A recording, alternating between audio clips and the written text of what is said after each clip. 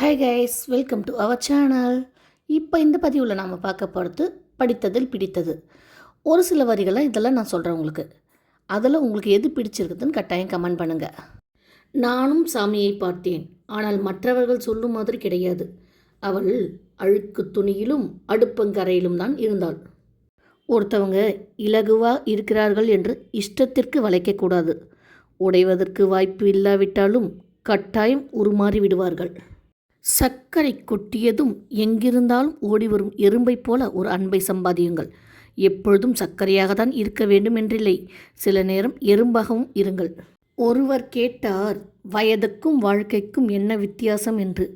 எனக்கு கிடைத்த அழகான பதில் சொல்கிறேன் கேளுங்கள்.